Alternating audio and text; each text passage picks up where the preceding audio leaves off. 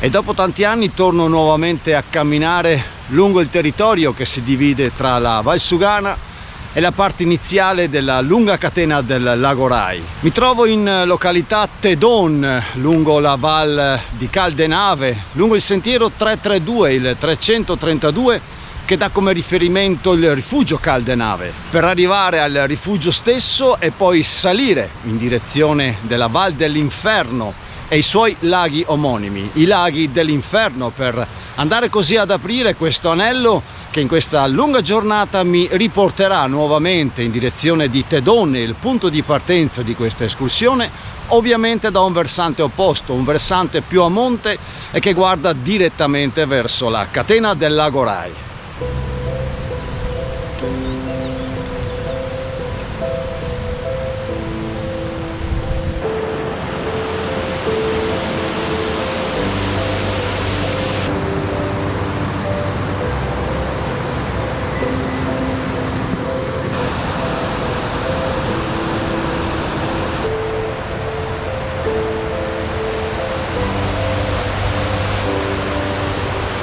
Ed è lungo la Val di Caldenave, lungo il sentiero 332, il 332, che sale in direzione del rifugio Caldenave, che il sentiero stesso costeggia le meravigliose cascate, il corso d'acqua del Rivo di Caserine.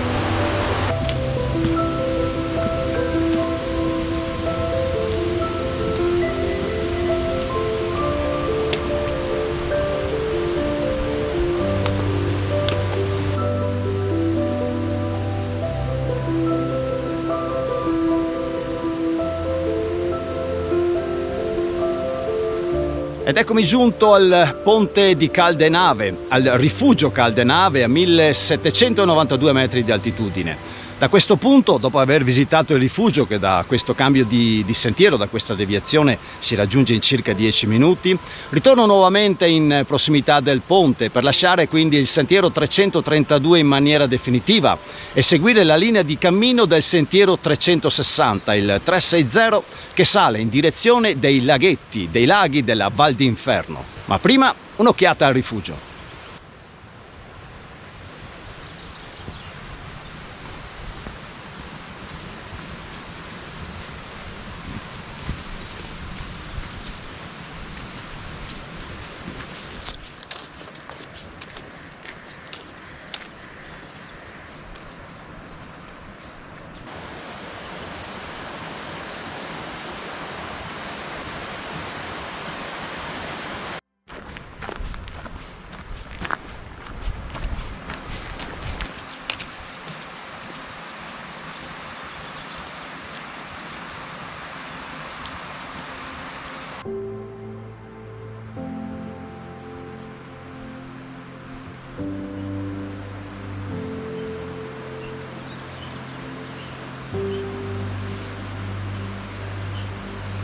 Ed è il rifugio Claudio e Renzo, meglio conosciuto come rifugio Caldenave, che si posiziona a 1792 metri di altitudine a monte della valle stessa e al cospetto del Cimon Rava. Il rifugio aprirà i battenti il giorno 27 di maggio per essere aperto per tutta la stagione estiva ed accogliervi così all'interno di questo suo bellissimo alpeggio fino ai primi di ottobre.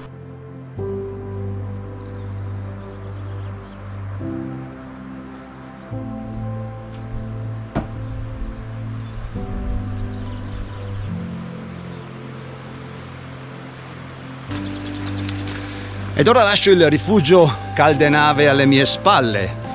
Ritorno sui miei passi per qualche centinaio di metri per raggiungere così il ponte di Caldenave, dove proseguo il mio sentiero in direzione dei laghi della Val d'Inferno, quindi si torna nuovamente a salire.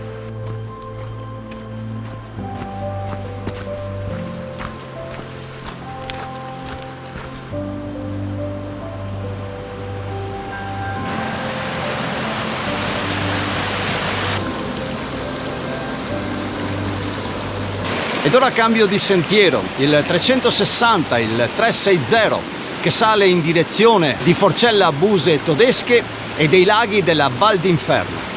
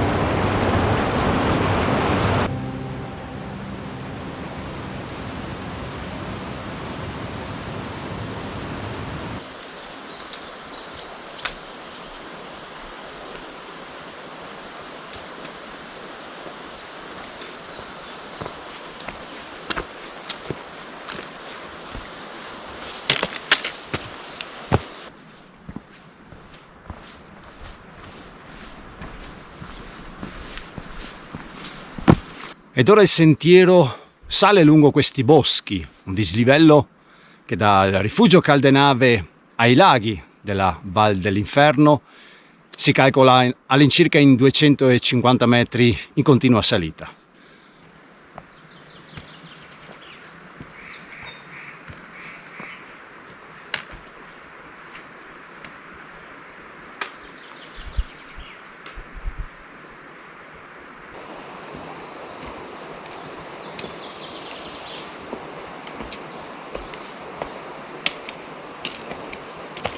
Oh yeah!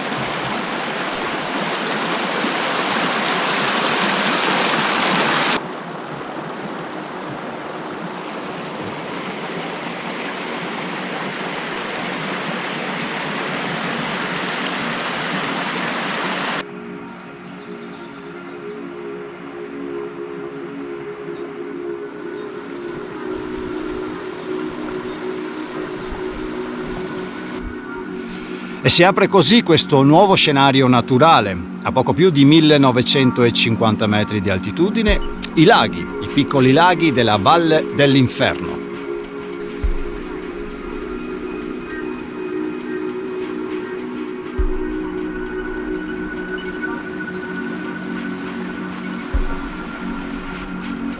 E dell'inferno quassù ci vedo ben poco. Mi piace pensare a questo luogo come la Valle dei Laghi del Paradiso, ma dobbiamo giustamente rispettare le tradizioni.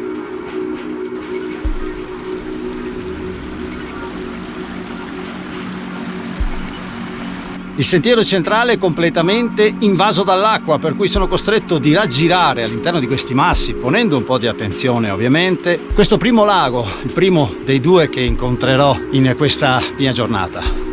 E questo è il secondo lago.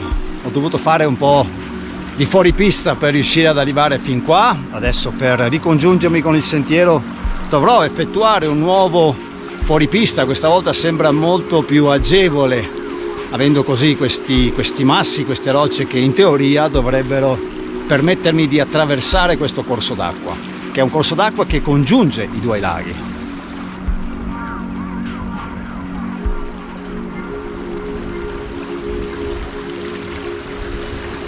Ed eccomi ricongiunto nuovamente al sentiero principale, adesso un centinaio di metri di dislivello per salire in direzione del baito dell'Astei e la busa del lago, o il lago di Nassere.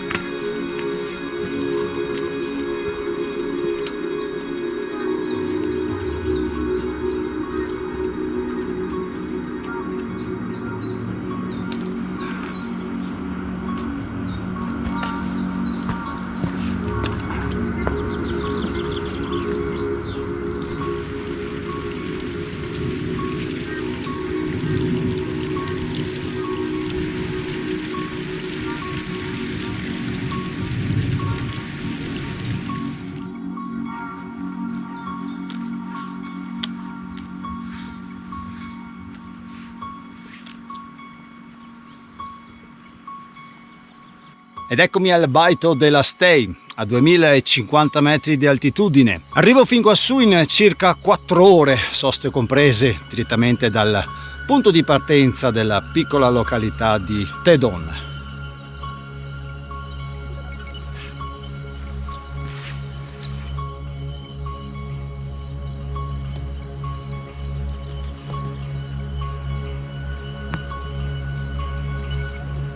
E il sentiero ora prosegue. Devo risalire leggermente su un sentiero che si pone proprio alle spalle del baito, in direzione della Busa del Lago o del lago del Nassere o Nassere.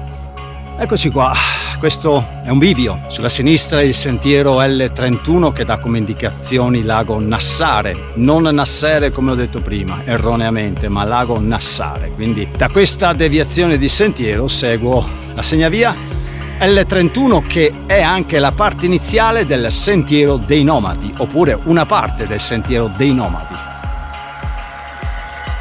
Quito.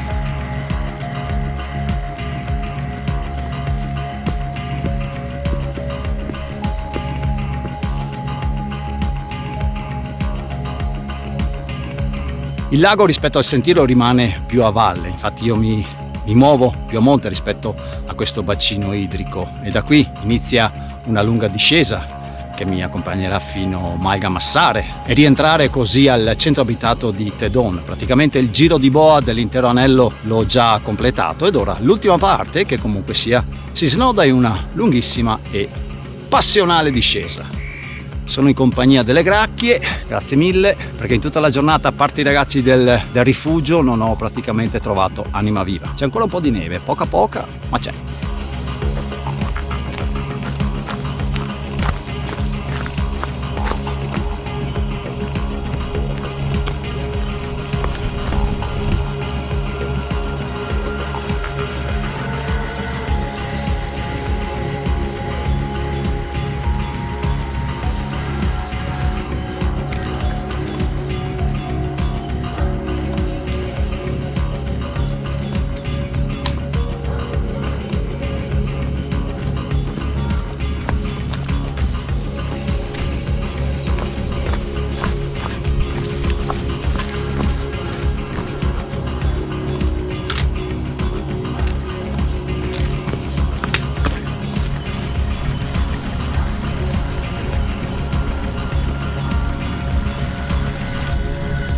E la cosa strana è che questo tratto di sentiero che scende in direzione di Malgamassare o Nassare, poi lo scopriremo strada facendo, scende seguendo un piccolo torrente, un piccolo ruscello, non proprio il sentiero vero e proprio, ma d'altronde è il periodo del disgelo, quindi nelle quote più a monte c'è ancora un po' di neve e ovviamente l'acqua segue un corso del tutto naturale, fatalità, lungo il mio stesso sentiero di cammino.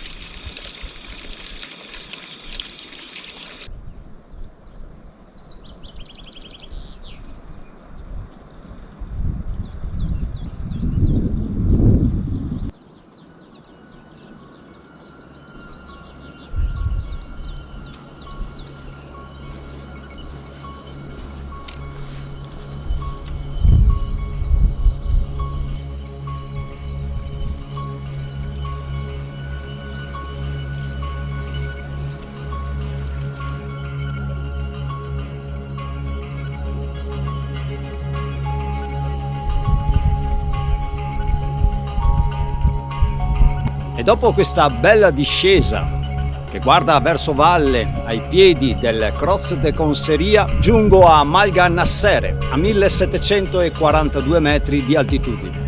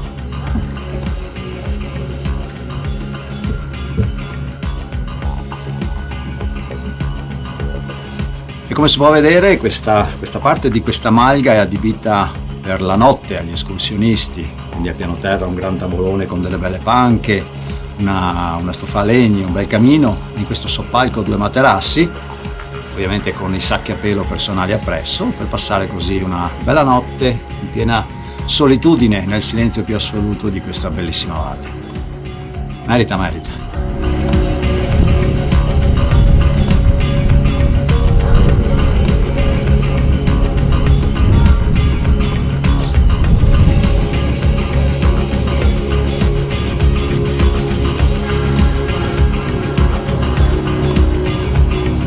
E a livello informativo, seguendo questo sentiero che parte proprio adiacente alla Malga, il sentiero L37, si può raggiungere in circa un'ora il rifugio Caldenave, senza risalire magari direttamente dalla località di Tedon.